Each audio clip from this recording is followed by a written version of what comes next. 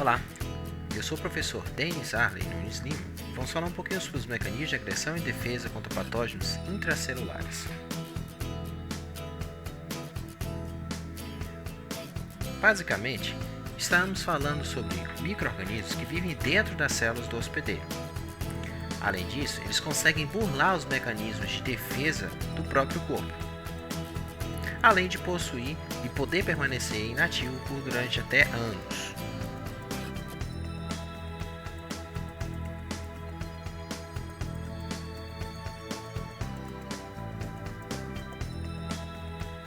Esse grupo inclui vírus, bactérias e protozoários.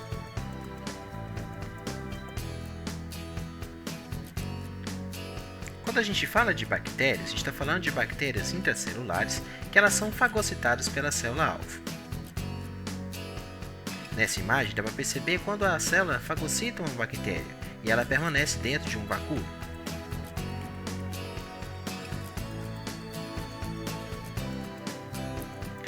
Quando elas entram nesse vacúolo, eles conseguem lisar esse fagolisossomo pela liberação de fosfolipases, pela formação de toxinas formadoras de poros na membrana desse vacúolo, além de proteínas translocases, o que ajuda essa bactéria a sair para o interior da célula.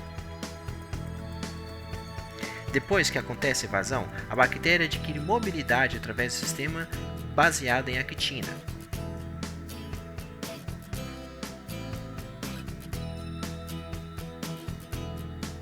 O próximo passo, então, é a replicação, a produção em células adjacentes e a evasão desse vacúolo de dupla membrana, o que vai levar a uma nova replicação e uma grande disseminação pelo corpo.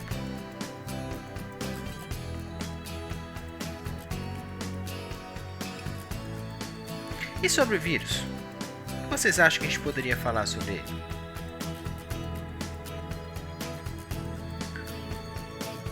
No caso de vírus, a gente poderia falar que são micro-organismos obrigatórios intracelulares. Eles podem ser encontrados fora da célula no momento da disseminação, mas preferencialmente eles sobrevivem dentro da célula hospedeira. Utilizam a maquinaria da célula, além de possuírem dois tipos de RNA ou DNA, e podem aderir ao próprio DNA da célula hospedeira. Nessa imagem, a gente observa o mecanismo de um vírus, em que ele penetra na célula do hospedeiro, liberando seu material genético. Esse material genético é codificado pela própria maquinaria da célula e depois ele é replicado e liberado no citoplasma para infectar novas células.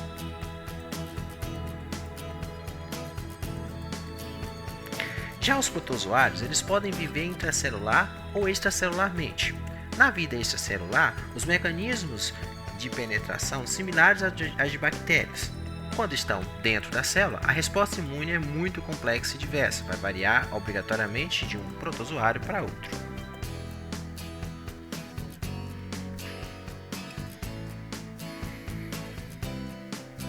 Nessa imagem, a gente observa o exemplo do Trypanosoma cruzi, um protozoário muito presente na nossa região.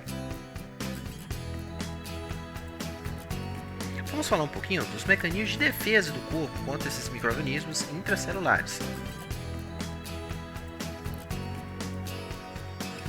Começando com bactérias, uma vez que elas estão dentro da célula, os anticorpos não vão funcionar nelas. Sendo assim, o nosso corpo irá destruir através de macrófagos, células dendríticas, natural killers e neutrófilos. Além disso, há imunidade específica, em que a célula T pela ativação de macrófagos é a principal agente de defesa. A gente pode observar nessa imagem as duas fases da imunidade inata e da imunidade adaptativa, mediada pelas células do sistema de defesa. Caso a bactéria intracelular não seja destruída pelo sistema inato, a solução é a exposição dos antígenos de ômega 6 classe 1, a ativação de células citotóxicas do TCD8 preferencialmente, em algumas situações acontece até a troca entre CD4 e TCD8, e a resposta do tipo TH1 ou TH17, com a liberação de interferon gama, fator de necrose tumoral alfa, interleucina 17 e interleucina 6. Essa imagem ela mostra os três tipos básicos de resposta imunológica, sendo o padrão TH1, TH2 e TH17, sendo que para as bactérias intercelulares, o TH1 e o TH17 são os que funcionam. Para protozoários, a resposta é muito parecida com a de bactérias.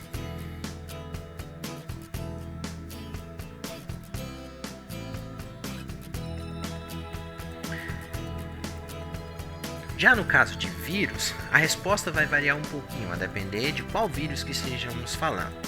Ela poderá ser através do sistema de resposta inato, através da resposta adquirida, pela presença de anticorpos e através da resposta adquirida na presença de células de defesa.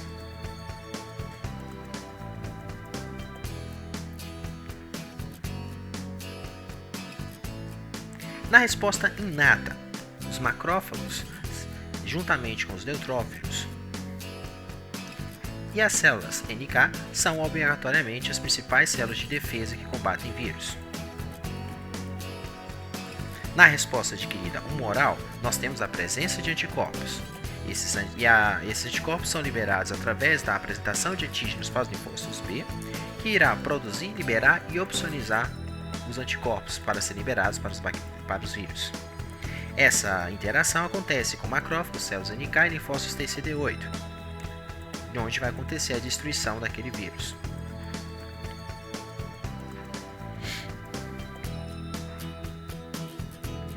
Na imunidade celular, nós temos a ativação de células TCD8, as T citotóxicas, principalmente pela formação de células T de memória, e o padrão de resposta mais prevalente é o TH1.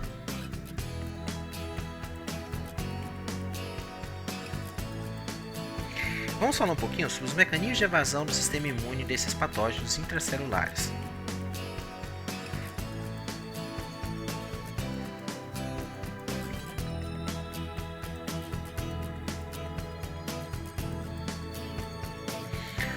Os principais mecanismos são a inibição do fagolisossomo, que a gente já viu um pouquinho atrás, o rompimento da membrana do vacúolo, a inativação dos radicais livres presentes na célula para destruir esses micro-organismos, a inativação da acidificação do vacúolo.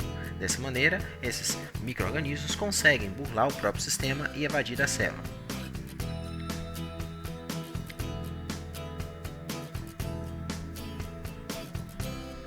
Na persistência da infecção, há sempre a formação de um granuloma. E o granuloma poderia entender como uma grande quantidade de células infectadas que foram rodeadas por novas células de defesa na tentativa de aprisionar o micro-organismo dentro daquele momento. O maior problema é que isso irá formar uma região completamente circundada, que irá ter a perda de função daquele órgão.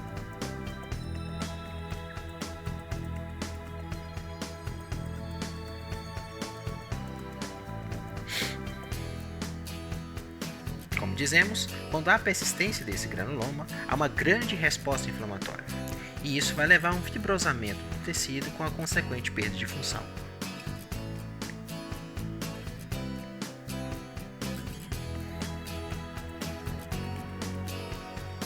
Uma outra forma de evasão é a ativação do padrão de resposta TH2, principalmente porque leva a maior dificuldade de resposta inflamatória e inibe o padrão de resposta do tipo TH1, com posterior aumento da replicação bacteriana.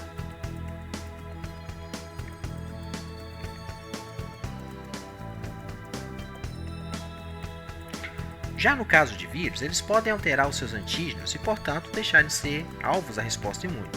Isso se dá pela inibição do processamento do antígeno MHC classe 1, a produção de MHC iscas, similares aos que já existem na célula, a produção de citocinas imunossupressoras, além da inibição de resposta inata. Em alguns vírus, eles também conseguem alterar o comprometimento funcional das células de defesa, como o TCD4 e TCD8. Protozoários, a gente observa que acontece uma grande variação antigênica, em que eles modificam consistentemente os seus antígenos, isso levará a uma resistência adquirida às próprias células do próprio corpo.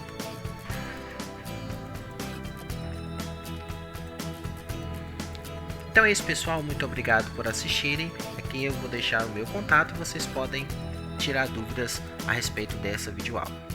Um abraço para todos e até mais.